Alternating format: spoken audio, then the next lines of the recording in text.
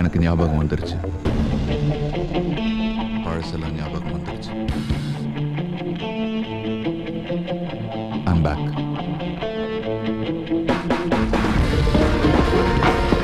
Find that tea. There's not tea that I want. ரெண்டு tea தானே சாப்பிட்டு போகலாம். It's the tea. You're saying tea, tea.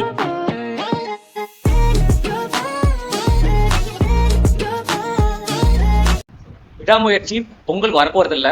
இந்த ஒரு படம் ரிலீஸ்க்காக மற்ற எல்லா படங்களும் வெயிட் பண்ணிட்டு இருந்தாங்க, அவங்களோட பிளானிங் பண்ணிட்டு இருந்தாங்க. நிறைய சேஞ்சஸ் அவங்க அனௌன்ஸ் பண்ணதுலேருந்து என்ன ஆச்சுன்னு பார்க்கலாம். Top 5 movies and TV shows of 2024. Pop கல்ச்சர்ல எது அதிகமா டிஸ்கஸ் பண்ணப்பட்டது, எது எங்களுக்கு பிடிச்சது, அதையும் நம்ம டிஸ்கஸ் பண்ணலாம். போன வாரம் நீயா நானா அந்த நியூ இயர் ஸ்பெஷலுக்கு முன்னாடி வந்த ஒரு ஷோ பிங்க் பேசிக் அந்த டாபிக் பத்தி பேசிட்டாங்க. என்ன பேசினாங்க, கோபிநாத் வந்து பூமருங்கிற லெவலுக்குலாம் நிறைய பேர் கமெண்ட் வைக்கிறாங்க. என்ன நடந்தது அதை பத்திலாம் பேசுவோம். நெட்ஃபிளிக்ஸோட மிகப்பெரிய ஹிட்டான ஸ்குவிட் கேம்ஸோட சீசன் 2 வந்திருக்கு. நெட்ல எல்லாரும் சொல்ற மாதிரி அது உண்மையிலேயே நல்லா இல்லையா, ஸ்குவிட் கேம் சீசன் 2 எப்படி இருக்கு, அதோட ஒரு சின்ன ரிவ்யூ பார்க்கலாம். இந்தியன் கிரிக்கெட் டீம் இந்த டெஸ்ட் சீரீஸை ஸ்ட்ரகிள் பண்ணிட்டு இருக்காங்க. நம்ம ட்ரெஸ்ஸிங் ரூம்ல நிறைய ஒரு குழப்பங்கள் இருக்கு, நிறைய பேர் வந்துட்டு நியூஸ்லாம் லீக் ஆகிட்டு இருக்குங்கிற மாதிரி சொல்லிட்டு இருக்காங்க. என்ன நடக்குது அதை பத்திலாம் பேசுவோம். எப்பவுமே வந்துட்டு ஒரு பெரிய படம் எல்லாமே வரவே வராது. ஒரு விஜய் படம் இல்லை, ஒரு அஜித் படம் இல்லை, ஒரு தமிழ் படம் இல்லை, ஒரு ரஜினி படம். பொங்கல்ல கண்டிப்பா ஒரு படம் போய் பார்த்தியா ஆகணும்னு நிறைய பேர் இருப்பாங்க. பட் இந்த பொங்கல் ஒரு பெரிய படமே இல்லை. ஒரு விடாமுயற்சி இப்போ ரிலீஸ் ஆக போகுது. இப்போதான் அது ஒரு கொஞ்ச நாள் முன்னாடி அனௌன்ஸ் பண்ணாங்க. பட் பண்ண உடனே இந்த வெயிட் பண்ணிட்டு இருந்த சின்ன படங்கள்லாம் வந்துட்டு இப்போ உடனே பொங்கல்ல ஒரு 6-7 படங்கள் ஒன்னா சேர்ந்து ரிலீஸ் ஆக போகுது. எப்படி நீங்க பாக்குறீங்க? எனக்கு இது ரொம்ப இதா இருந்தது. ஏன்னா ஒரு சாதாரண ஒரு வியூவரா, ஒரு சினிமா ரசிகரா நமக்கே இது வந்து ஒரு பெரிய படம் வரலையே பொங்கலுக்கு, ஒரு 4 நாள் பிரேக்ல எல்லாருக்குமே மூவி பாக்குறதுக்கு ஒரு நாள் சான்ஸ் கிடைக்கும். ஸோ எல்லாருமே ஒரு பெரிய படம் வரும், நல்லா போய் என்ஜாய் பண்ணலாம், தியேட்டர்ல செலிப்ரேட் பண்ணலாம்னு எதிர்பார்த்துட்டு இருக்கோம். எல்லாரும் பயங்கரமா விடாமுயற்சிக்கு ஹோப் பண்ணிட்டு இருந்தாங்க. ஏன்னா மகிழ் திருமேனி அண்ட் அஜித் ஒரு பெரிய காம்பினேஷன், நல்லாவே போயிட்டு இருந்தது எல்லாமே. அப்புறம் முதுகுல குத்துன மாதிரி, நோ ரெஃபரன்ஸ் டு அஜித், ஆனா சொல்லி முதுகுல குத்துன மாதிரி ஜனவரி 1 ரிலீஸ் பண்றாங்க. இந்த மாதிரி எங்க happy new year to all of you, ஆனா எங்க படம் வரல அப்படின்னு லைக்கா ஒரு போஸ்ட் ரிலீஸ் பண்றாங்க. ஒரு ஃபேனா வந்து எப்படி இருக்கும்னு நீங்க யோசிச்சு பாருங்க. Like very heartbreaking. படம் வந்திருந்தா ஆக்சுவலா நல்ல ஒரு ஆப்பர்ச்சுனிட்டி, நல்லா போயிருக்கலாம், நல்லா கலெக்ஷன் பண்ணியிருக்கும். But it's a missed opportunity. Lyca சீக்கிரமா இந்த பேரமௌண்டோட ஒரு இஷ்யூ இருக்கு. ஆக்சுவலா அந்த பிரேக் டவுன்ன்ற படத்தோட ரீமேக் ரைட்ஸ்க்கான இஷ்யூ, அதை சார்ட் அவுட் பண்ணி எவ்வளவு சீக்கிரம் விடாமுயற்சி ரிலீஸ் பண்றாங்களோ அது அவங்களுக்கு நல்லது. ஏன்னா அந்த குட் பேட் அக்ரியோட போட்டோஸ் வேற ரிலீஸ் ஆகி கொஞ்சம் ஹைப் ஏற்றி விட்டுச்சு. அப்புறம் ரீசெண்டா அந்த சவாட்டிக்கான ஒரு பாட்டும் ரிலீஸ் பண்ணிருந்தாங்க. ஆக்சுவலா கேட்க அதுவும் எனக்கு நல்லா தான் இருந்தது. Even though Anirudh reels song மாதிரி இருந்தாலும் பாட்டு கேட்க நல்லா இருக்கு, ஆந்தனி தாஸோட வாய்ஸ் அதெல்லாம் சேர்த்து. பட் ஆனா படம் வந்திருந்தா பெட்டரா இருந்திருக்கும். நீங்க என்ன ஃபீல் பண்றீங்க அதை பத்தி? இதுல மெயினா ஒரு 2 இஷ்யூ நான் பாக்குறேன். நான் இப்போ ஒன்னு வந்துட்டு ஐ திங்க் இந்த யூஸ்வலா இந்த இயர் எண்ட்ல வந்துட்டு இந்த ரவுண்ட் டேபிள் பண்ணுவாங்க இந்த டேரக்டர்ஸோட எல்லாம் சேர்த்துட்டு. அப்போ வந்துட்டு அந்த ஐ திங்க் பரத்வாச்சங்கனோட ரவுண்ட் டேபிள்ல தான் வந்துட்டு எல்லா டேரக்டர்ஸும் சொன்னாங்க, நாங்க வந்துட்டு பேசிக்கா அந்த கோட் படத்தை சுத்தி தான் நாங்க எல்லா படமோட ரிலீஸும் நாங்க பண்ணோம். நாட் ஜஸ்ட் ஸ்மால் பட்ஜெட் படம், பட் ஒரு பெரிய பட்ஜெட் படம் தான் இருந்தா கூட நாங்க அந்த கோட் படத்தை வச்சுதான் நாங்க பிளான் பண்ணுங்கிற மாதிரி சொன்னாங்க. அண்ட் கிட்டத்தட்ட அதே கேஸ் தான் விடாமுயற்சியும் நடந்திருக்கு. விடாமுயற்சி வரும்னு கிடைச்ச உடனே எல்லாருக்கும் தெரிஞ்ச உடனே அவங்க என்ன பண்ணிருக்காங்க, அந்த ரிலீஸே பண்ணல. பொங்கல் வந்துட்டு யாரும் வரதாவே இல்லை. ஸோ எனக்கு என்னன்னா வந்துட்டு இப்போ இந்த ஸ்மால் பட்ஜெட் படம்லாம் கொஞ்சம் ரொம்ப இந்த பெரிய பட்ஜெட் படத்துல கொஞ்சம் ஓவர் ரிலையண்டா இருக்காங்களா, அவங்க எப்போ பண்ணுவாங்களா இல்லையா அதை சுத்தி பண்றதுனால இப்போ என்ன ஆச்சுன்னா, இப்போ இந்த டிசம்பர் மாசம் லாஸ்ட்லயும் இப்போ ஜனவரி 1 வீக்கையும் பாத்தீங்கன்னா இப்போ ஒரு பெரிய தமிழ் படங்கள் பார்த்தீங்கன்னா தியேட்டர்ஸ்ல ஓடவே இல்லை. தியேட்டர்ஸ்ல எந்த படம் டாமினேட் ஆயிருக்குன்னா இப்போ முஃபசான்னு வந்து ஒரு ஹாலிவுட் படம் தான் வந்துட்டு ஒரு 3வது வாரமே கிட்டத்தட்ட அவ்வளோ தியேட்டர்ஸ்ல ஓடிட்டு இருக்கு. அண்ட் தமிழ் டப்பிங்கும் வந்துட்டு அவ்வளோ நல்லா இருக்கு. இப்போ நாசரப்பா பண்ணியிருக்காரு, அர்ஜுன் தாஸ் பண்ணியிருக்காரு, அசோக் செல்வன் பண்ணியிருக்காரு. ஸோ நிறைய பேர் வந்துட்டு இதெல்லாம் தெரிஞ்சுக்கிட்டே அவங்க கொஞ்சோண்டு டிஸ்னி அவங்க பண்ண ப்ரொமோஷன்ல இந்த படம் வந்துட்டு அவ்வளோ தியேட்டர்ஸ்ல ஓடும் போது எனக்கு நம்ம சின்ன படங்கள்லாம் இந்த ஒரு ரிலீஸ் டேட்டுக்கான ஒரு ரிசர்ச்சும் ப்ராப்பரா அவங்க பண்ணலையோங்கிறத நான் பாக்குறேன். ஏன்னா திடீர்னு நீங்க ஓப்பன் பண்ணோடனே ஒரு 7 படமும் இப்போ ஒன்னா ரிலீஸ் பண்றாங்க. எந்த படத்துக்கு போறதுன்னு யோசிப்பாங்க நிறைய பேர். அந்த இஷ்யூ நான் ஒன்று பாக்குறேன். இப்போ நீங்க சொன்ன மாதிரி அந்த காப்பிரைட் இஷ்யூ பத்தி நம்ம பேச வேண்டியிருக்கு. ரவுண்ட் டேபிள்ஸ்ல வந்துட்டு பார்ட்டிசிபேட் பண்ண விக்னேஷ் சிவனுக்கு வந்து ஒரு பெரிய ஒரு அக்யூசேஷன் அவருக்கு என்ன இருக்குன்னா, அவர் ப்ராப்பரா காப்பிரைட்டே வாங்காம நிறைய படத்தை எடுத்திருக்காரு. அது ஆக்சுவலி வந்துட்டு ஒரு படத்துக்குலாம் வந்து ப்ரொடியூசர் வந்துட்டு ஆல்மோஸ்ட் 80% படம் முடிஞ்ச அப்புறம் யாரும் வந்துட்டு இந்த படம் மாதிரி இருக்கு அப்படின்னு சொல்லிட்டு யாரும் போய் சொல்லியிருக்காங்க போல. அவர் வந்து கேட்டிருக்காரு, என்ன இந்த படத்தை பார்த்தா காப்பி எடுக்கிறீங்களா அப்படின்னு சொல்லிட்டு, இல்லையே அப்படிலாம் இல்லையங்கிற மாதிரி சொல்லியிருக்காரு. பட் அந்த ப்ரொடியூசர் வந்துட்டு I not taking any chance சொல்லிட்டு அவர் உடனே போயிட்டு ரைட்ஸ் வாங்கியிருக்காரு அவர். ஸோ இந்த ரைட்ஸ் வாங்குறதுங்கிற நம்ம இண்டஸ்ட்ரியில் இப்போ கொஞ்சம் லைட்டாக ப்ராப்ளமேட்டிக்காக இருக்குது. ஒரு பெரிய படத்துக்கே அஃபெக்ட் ஆகிற லெவலுக்கு ஒரு ப்ராப்ளம் ஆயிருக்கு. And I feel like directors வந்துட்டு கொஞ்சம் ப்ரோஆக்டிவாக நீங்கள் எனக்கு பர்சனலி எனக்கு அந்த மாதிரி ரீமேக் பண்ணுறது எனக்கு கொஞ்சம் நான் அந்த ஃபென்ஸில் தான் இருக்கேன் நான். ஏன்னா அந்த அளவுக்கு கூட நம்ம புதுசாக ஒரு கதை பண்ண தெரியாத பீப்புளெலாம் இல்லை. நம்ம பண்ணலாம் நம்ம, பட் பண்ணாலும் அட்லீஸ்ட் ப்ராப்பராக பண்ணணுங்கிறது தான் ஒரு திஸ் குட் ஹவ் பீன் அவாய்டட்னு தான் நான் நினைக்கிறேன். 2025 ஸ்டார்ட் ஆயிருச்சு. இதுக்கு போறதுக்கு முன்னாடி நம்ம 2024ஓட ஒரு top 5 movies and shows discuss பண்ணிட்டோம்னா நல்லா இருக்குன்னு தோணுது. ஹாலிவுட்லேருந்து ஆரம்பிக்கலாம்னு நினைக்கிறேன். ஸோ எனக்கு வந்துட்டு ஐ திங்க் நம்ம ஹாஃப் இயர் ரிவ்யூ பண்ணும் போதே நான் இந்த படத்தை நான் பர்டிகுலர் சொல்லியிருந்தேன். I think it still remains one of the best movies of 2024. Lover எனக்கு பிடிச்சிருந்தது. எனக்கு அதுக்கப்புறம் வந்துட்டு பொட்டுக்காளி பிடிச்சிருந்தது. மகாராஜா ஒரு 1-2 எலிமெண்ட் கொஞ்சம் நான் வேற மாதிரி பண்ணிருக்கலாம்னு தோணுது. But I felt like overall the movie was good. Rubber பந்து நல்லா இருந்தது. அண்ட் தங்கலான் எனக்கு ரொம்ப பிடிச்சிருந்தது எனக்கு. நான் வந்து கண்டென்ஸ்டா தமிழ்ல இல்லாம எல்லாமே சேர்த்தே 5 தான் வச்சிருக்கேன். நான் 5ல இருந்தே வந்துடுறேன். நம்பர் 5 வந்து எனக்கு ஸ்த்ரீ 2. ஸ்த்ரீ 2 வந்து ஸ்த்ரீ 1 வந்து நல்ல ஹைப் கிரியேட் பண்ணிச்சு. ஸோ அந்த ஹைப்பை வந்து கீப் அப் பண்ணணும். பிளஸ் அந்த யூனிவர்ஸ்ல 2 மூவிஸ் வேற வந்துருச்சு. மூஞ்சியான ஒரு மூவி வந்துருச்சு, வேடியா வந்துருச்சு. ஸோ அந்த ஹைப்பை நல்லா கொண்டு போய் பியூட்டிஃபுல்லா ஒரு மூவி கிரியேட் பண்ணியிருக்காங்க. அந்த ஹாரர் ஸ்பேஸ்ல கிளைமேக்ஸ்ல கொஞ்சம் அந்த யூனிவர்ஸ் எலமெண்ட்ஸ்லாம் நல்லா கொண்டு வந்திருக்காங்க. ஸோ எனக்கு ஸ்த்ரீ 2 வந்து நம்பர் 5. நம்பர் 4 வந்து மலையாள படம் குருவாயூர் அம்பலம் நடந்து. என்னோட முன்னாடியே சொல்லியிருக்கேன், பாட்காஸ்ட் ஸ்டார்ட் பண்ணப்போ ஃபர்ஸ்ட் எபிசோட்ல பேசுறது. ரொம்ப சார்மிங்கான இன்ட்ரெஸ்டிங்கான ஒரு ஃபீல் குட் மூவி. த்ரில்லர் எலமெண்ட்டும் நல்லா இருக்கும். அது என்னோட நம்பர் 4. நம்பர் 3 வந்து Lubber Pandhu. One of the best Tamil movies last இயர்ல. டேரக்டர் ஓப்பனாவே சொல்லியிருப்பாரு, நான் வந்து ஐயப்பனும் கோஷியும் வந்து ஒரு இன்ஸ்பிரேஷனா எடுத்துக்கிட்டேன். அதுல இருந்து அந்த ஈகோ எலமெண்ட்டை ஒரு ஸ்போர்ட்ஸ் டிராமால பியூட்டிஃபுல்லா ஃபிட் பண்ணி பயங்கரமா சூப்பரா ஸ்டோரிய மூவ் பண்ணிட்டு போனாரு. ரொம்ப நல்லா இருந்தது. நிறைய ரீஜனல் ஆஸ்பெக்ட்ஸ், அந்த திருச்சி பெரம்பலூர் ஏரியாவில் இருக்கிற ரீஜனல் ஆஸ்பெக்ட்ஸும் நல்லா காமிச்சிருப்பாங்க. அப்புறம் நம்பர் 2 வந்து மலையாள படம் Aavesham. One of the best movies. ஃபஃபாவோட most out and out fun performance of 2024. தியேட்டர்ல வந்து I had a really good time வாட்சிங் ஆவேஷம். அதனால that's going to be my number 2. Number 1 வந்து டியூன் 2. அன்பீட்டபிள். இந்த இயர்ல எந்த படமுமே டியூன் 2ஓட எக்ஸ்பீரியன்ஸ் வந்து டாப் பண்ணல. மேபி அந்த டெசர்ட்ல பார்த்ததுனாலயோ என்னமோ டியூன் 2 அந்த மியூசிக், அந்த கிராண்டியர், திபதி ஷாலமேயோட அந்த ஆக்டிங், செட்டையா எல்லாருமே வேற லெவல்ல பண்ணியிருந்தாங்க. ஸோ டாப் 5 அதோட இருக்குது எனக்கு. ஐ திங்க் நீங்க சொன்ன எல்லா படங்களும் என்னோட டாப் லிஸ்ட்லயும் வரும். அண்ட் நான் கொஞ்சம் have to focus more on this particular Hollywood. And நான் கொஞ்சம் மலையாள படமும் சொல்லலாம்ன்றப்போ ஹாலிவுட்ல எனக்கு மேஜரா எனக்கு ஐ ஃபெல்ட் லைக் கொஞ்சம் லேக்கிங்காக தான் இருந்தது ஒரு நல்ல படம் அப்படின்னு சொல்லிட்டு, especially second half of the year. And எனக்கு பர்டிகுலர்லி ஐ திங்க் அந்த அனிமேட்டட் மூவிஸ் எனக்கு பர்டிகுலர் நல்லா இருந்த மாதிரி இருந்தது எனக்கு. Inside Out 2 and Transformers 1. அது ஆக்சுவலி ஒரு ப்ராப்பரான ஒரு டிரான்ஸ்ஃபார்மர்ஸ்க்கான ஒரு ஒரிஜினல் ஸ்டோரி. அது ஃபைனலாக அந்த பீக் மூமெண்ட்லாம் எப்படி இந்த ஆட்டோபாட்ஸ் டிசெப்டிகான் எப்படி உருவாச்சுங்கிற முடிக்கிறதுலாம் ஒரு பயங்கர எனக்கு ஒரு பீக் மூமெண்ட்டாக இருந்தது. Considering it's like fantasy and it's was a கார்ட்டூன்ங்கிறப்போ ரொம்ப பிடிச்சிருந்தது. அண்ட் எனக்கு ஃப்ளோ அப்படிங்கிற இன்னொரு அனிமேட்டட் மூவி. இட்ஸ் பேசிக்லி ஒரு பிளாக் கேட்டோட ஒரு ஜேர்னி மாதிரி தான் இருக்கும் அது. அந்த படமும் நீங்க போய் பாருங்க. It's like won a lot of awards.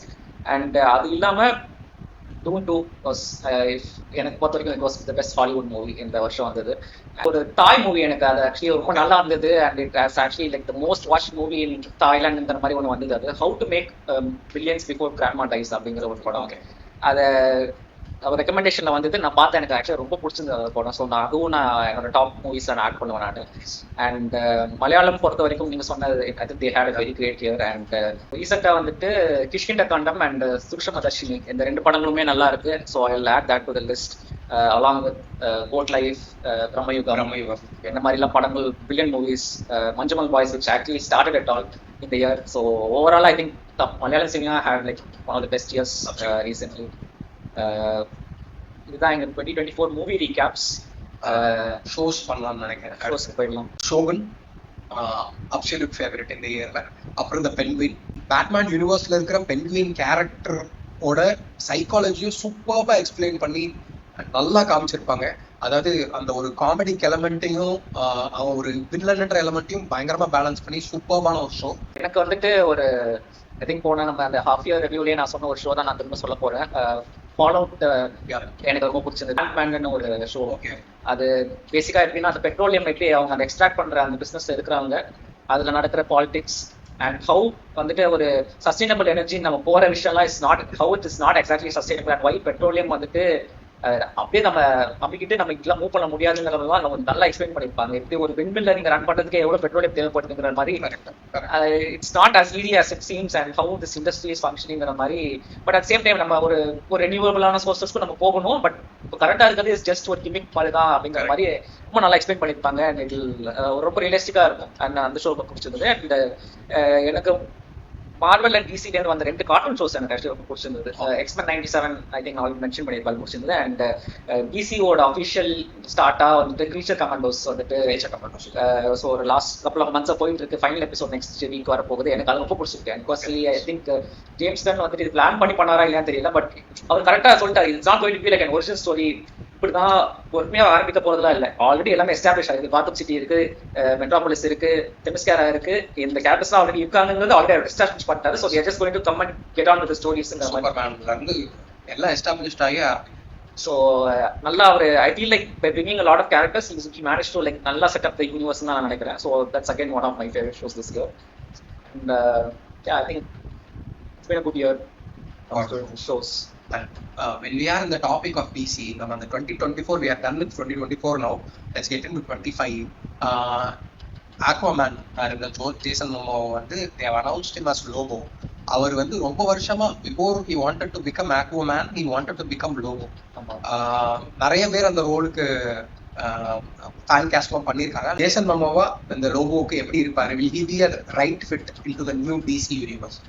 Yeah, I think it's like almost a fan cast and நிறைய பேர் எதிர்பார்த்தது தான் இது. And I feel like James Gunn is the kind of person who's right now he knows the hype that DC characters bring into the movie and to the universe in general. And I feel like அவர் இந்த மாதிரி ஒரு விஷயங்கள் இப்போ நம்ம green லாண்டர்ன் கூட நம்ம எப்படி நம்ம ப்ரெடிக்ட் பண்ணுவோம் அது மாதிரி தான் வருவாங்க. So he's someone who's very active on social media.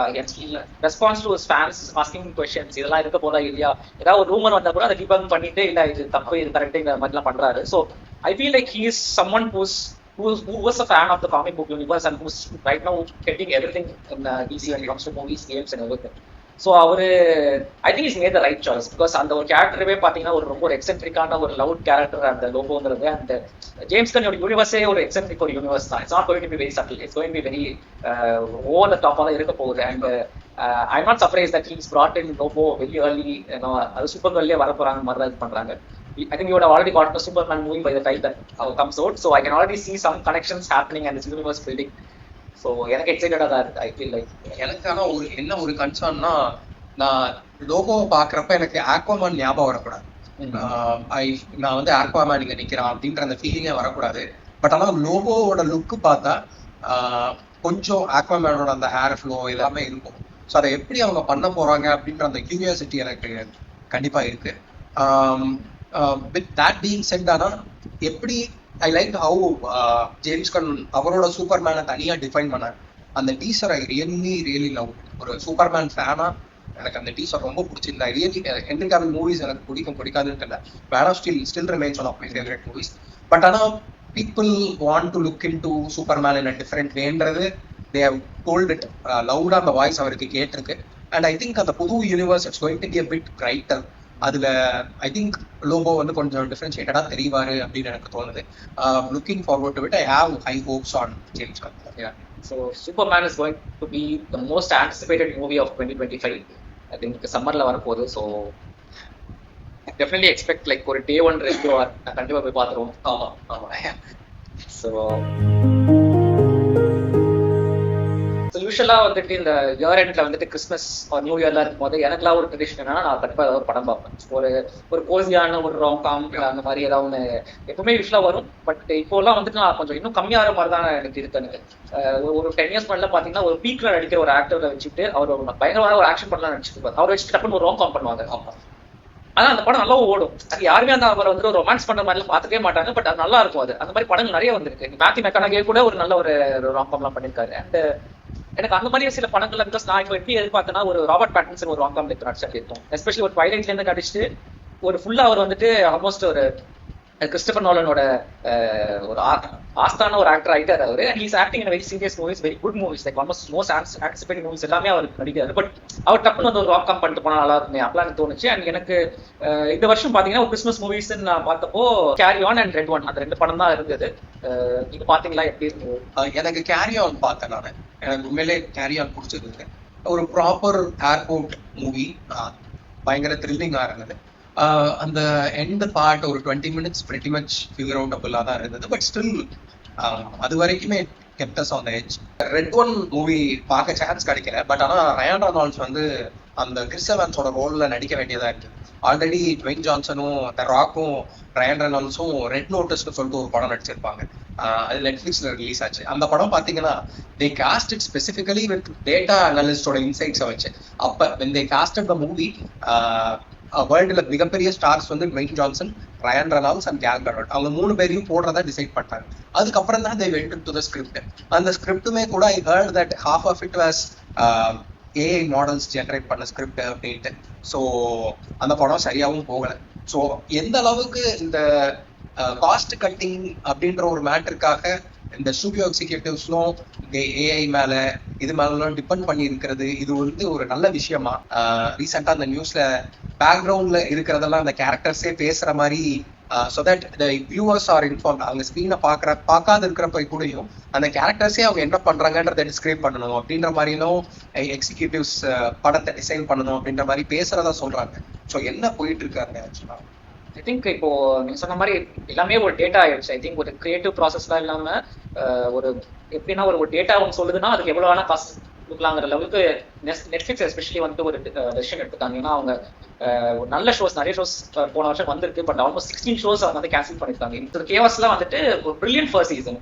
And அவங்க என்னன்னா பட் டீசென்ட் அமௌண்ட் ஆஃப் வியூவர்ஷிப்பும் வந்தது. பட் அவங்க எதிர்பார்த்த லெவலுக்கு வரலங்கிறப்போ அவங்க கேன்சல் பண்ணிட்டாங்க. எங்க ஐ ஃபீல் லைக் இது வந்துட்டு was not just depend on that particular show, but because of the lot of money that they lost in இந்த மாதிரி லாட் ஆஃப் இந்த மாதிரி ப்ரொடக்ஷன்ஸ். இப்போ நீங்க இந்த ரெட் ஒன் எடுத்துட்டா கூட இந்த காஸ்டிங்க்கு மட்டுமே அவங்க கிட்டத்தட்ட ஒரு 3/4 பட்ஜெட் செலவு பண்ண வேண்டியது. ஏன்னா ஒரு அந்த வந்துட்டு அந்த ஒரு ரோல் அந்த கிறிஸ் எவன்ஸ் ரோல் பார்த்தீங்கன்னா எனக்கு கிறிஸ் எவன்ஸ் தேவையில்லைன்னு தான் தோணுச்சு. அது ஒரு நார்மலான ஒரு கேரக்டரே பண்ணிட்டு போயிருக்கலாம். பிகாஸ் ரொம்ப ஒரு லிமிடெட் டயலாக், லிமிடெட் ஒரு ஆக்ஷன், ஒன்றும் பெருசாலாம் இல்லை. பட் அவங்க ஸ்ட்ராட்டஜியில வந்துட்டு இந்த மாதிரிலாம் பண்ணிட்டு மற்ற ஷோவும் பாதிக்கப்படுது. And at the same time இவங்க எப்படி ஷோஸ் இப்போ பண்றாங்கன்னா அவங்களுக்கு தெரிஞ்சு போச்சு நம்ம ஆடியன்ஸ் வந்து எல்லாருமே உட்காந்துட்டு இப்ப கீனா பாக்குறதுன்னு தெரியுது. பேக்ரவுண்ட்ல வந்துட்டு சும்மா ஓட விட்டு டைலாக் கேட்டா போதும். நீங்க 15 நிமிஷம் 20 நிமிஷம் மூவி விட்டா கூட திரும்ப நீங்க வந்துட்டு பாக்குறப்போ உங்களுக்கு அந்த கதை புரியும். அந்த ஒரு பிலீஃப்ல தான் நிறைய கதையை அவங்க எடுக்கிற மாதிரி தான் இருக்காது. ஸோ அது so their focus is large on casual audience and general audience. கிட்ஸும் பாக்குற மாதிரி எல்லாருமே பாக்குற மாதிரி இருக்குது. And I feel it's bringing down overall quality of film itself. ஏன்னா இப்போ ஒரு நம்மளுக்கு எப்படின்னா ஒரு மூவி ஆரம்பத்துல ஏதாவது ஒரு சின்ன சீன்ல ஒரு சின்ன டயலாக் வந்துருக்கு, அது வந்து அப்படியே கிளைமேக்ஸ் எடுத்துட்டு வந்துட்டு ஒரு ட்விஸ்ட் கொடுக்குறாங்க மாதிரியான திங்ஸ்லாம் நான் ஒரு படம் நெட்ஃபிளிக்ஸ்ல பர்டிகுலர்லி வந்து எனக்கு ரொம்ப வருஷம் ஆச்சு. பிகாஸ் ரொம்ப லீனியரா ரொம்ப ஸ்ட்ரெயிட் ஃபார்வர்டா தான் எடுத்துட்டு போற மாதிரி இருக்கு அவங்க பண்ற படமாமே. அண்ட் இந்த ட்ரெண்டுமே ரொம்ப வரியா இருக்கு இப்போ வரது எல்லாமே. ரீல்ஸ்க்காக பாட்டு பண்றது, அப்புறம் வியூவர்ஸ்க்காக படம் பண்ணாம என்கேஜ்மெண்ட்காக படம் பண்றது, அது it's a worrying trend. But ஆனா இட் கம்ஸ் அப் வித் இதுதான் அந்த செட்டப்போட வர்றது. எதுவுமே பண்ண முடியாது நம்மளால. Let's hope good minds prevail in the studios. I think before going to like top music of previous year, I think we'll have to நீங்க இப்ப சொன்னதுனால எனக்கு கேட்க வேண்டியது. Sai Abhyankar almost break out music director of last year. அவர் வந்துட்டு லாஸ்டா ஒரு ஒன் கொடுத்த ஒரு இன்டர்வியூல வந்துட்டு ஹுக்கும் மாதிரியான பாடல்லாம் வந்துட்டு ரிலைஸ் ஆன் ஒன் ஒரு ரீல் மேக்கிங் அந்த ஒரு பர்டிகுலர் பிட் அதை வச்சுலாம் நிலைக்க முடியாதுங்கிற மாதிரி அவர் ஆல்மோஸ்ட் அனிருத்தையே வந்துட்டு ஒரு பிட் பாயிண்ட் பண்ணி அக்யூஸ் பண்ற மாதிரி அவர் ஃபீல் லைக் அந்த இன்டர்வியூ நானும் பார்த்தேன். I don't think he wanted to put Anirudh down personally. I think he just expressed what he feels. ரொம்ப ஓப்பனான ஒரு பையன் மாதிரி தான் தோணுது. அது ரொம்ப ஓப்பனாவே எக்ஸ்பிரஸ் பண்ண மாதிரி தான் தெரியுது. டு பி ஹானஸ்ட் அதுதான் that's what we feel too. And ஒரு கேப் அவர் ஐடென்டிஃபை பண்ணியிருக்காரு. இப்போ எந்த இண்டஸ்ட்ரியில இருந்தாலுமே இப்போ நான் இருக்கிற இண்டஸ்ட்ரியில எங்க கேப் இருக்கு, எங்க நான் எக்ஸல் பண்ணலாம்னு தான் பார்ப்பேன். இப்போ people are becoming board with what Anirudh does, to be honest. ஏன்னா அந்த சவாட்டிக்கா பாட்டெல்லாம் என்னதான் ஹிட் ஆனாலும் ஒரு 2 லெசனுக்கு அப்புறம் கொஞ்சம் போர் அடிக்க தான் செய்யுது, டு பி ஹானஸ்ட். ஸோ அதே மாதிரி பாட்டெல்லாம் ரீல்ஸ்க்குனே பண்றாங்க ஸ்பெசிஃபிக்கா. உட்காந்து கேட்குற மாதிரி பாட்டு இப்போ எதுவும் இருக்கிற மாதிரி தெரியல. அண்ட் சாயோட 2 பெரிய சார்ட் பஸ்டர்ஸும் they are really good. And they're not just hook steps எல்லாமே. அது ரொம்ப நேச்சுரலா அந்த பாட்டுல இருந்ததுன்னு சொல்ல வரேன். பாட்டுமே it was very strong. I think அந்த ஒரு எண்ட்ல இருந்து தான் ஹி கம்ஸ் ஃப்ரம் நினைக்கிறேன். I think he'll to a really good job இன் 2 மூவிஸ்க்கு பண்றாருன்னு நினைக்கிறேன். அந்த சூர்யாவோட ஆர்ஜே பாலாஜி மூவி அண்ட் எல்சியூல ஒரு படத்துக்கு பண்றாரு. ஸோ ஹோப்ஃபுல்லி நல்லா பண்ணுவாருன்னு தோணுது. What to you feel about his words? To you think he has கொஞ்சம் ஆணவத்துல பேசின மாதிரி இருந்ததா? இல்ல I think he was just confident. அதுதான் நான் சொல்வேன் நான். I think he already feels like I come in here and I secured my place in ஒரு கான்ஃபிடன்ஸ்ல அவர் பேசுறாரு அவரு. And it's reflected. அவர் எல்சியூல ஒரு படம் பண்ண போறாரு. And சூர்யா படங்கிறது is not something, it's a very big thing. So அவர் மேலே நம்பி நிறைய பேர் போடுறாங்க because I think they believe that he's going to give them chartbusters. So it's going to be exciting. And Anirudh எந்த லெவலுக்கு ரெஸ்பாண்ட் பண்ணுவாரா இல்லை என்ன பண்ண போறாங்கலாம் தெரியல. But I think his chart, I think அவரோட ட்ரெஜெக்டரி வந்துட்டு கொஞ்சம் லோவா தான் போயிருக்கு, especially towards the end of this year. ஒரு 2-3 படங்களே எதுவுமே அவருக்கு சரியா போகல. அண்ட் அவர் எப்படி பழைய படங்கள் அவர் படத்துல இருந்தே யூஸ் பண்றாரு, கேட்ட மாதிரியே இருக்கு அவர் பாடுற பாட்டு. ஆக்சுவலா எனக்கு தெரிஞ்சு தேவரா படத்துல ஃபியர் சாங்னு ஒரு சாங் வரும். அந்த பாட்டை நீங்க கேட்டீங்கன்னா it looks very similar to அந்த விக்ரம்ல இருக்கிற அந்த அந்த எல்சியூல இருக்கிற தீம்ஸ்ல வந்து மிச்சமா இருந்ததை வந்து தேவராக்கள் போட்ட மாதிரி ஒரு ஃபீலிங் இருக்கு. ஸோ நிறைய அந்த மாதிரி எனக்கு ஃபீல் ஆயிட்டு இருக்கு அனிருத்தோட மியூசிக் கேட்கறப்ப ரொம்ப repetition. So Sai comes off as a bit fresh. அதனால I have high hopes on it. கண்டிப்பா I think Bollywood needs a fresh new music director. It's about that. And I think Sam CS should get more chances. நல்ல music director. அவர் அண்டர்ரேட்டடாவே போயிட்டு இருக்காரு. ஆனா பாத்தீங்கன்னா ஒரு வருஷத்துல ஒரு 4-5 சார்ட் பஸ்டர்ஸ் வந்து கொடுத்துருவாரு. He's a really good music director. கைதியிலும் அந்த பிஜிஎம்ஏ வேற லெவல்ல இருக்கும். Hopefully he gives a good comeback இல்ல, அவர் நல்லாதான் இருக்காரு ஆக்சுவலா.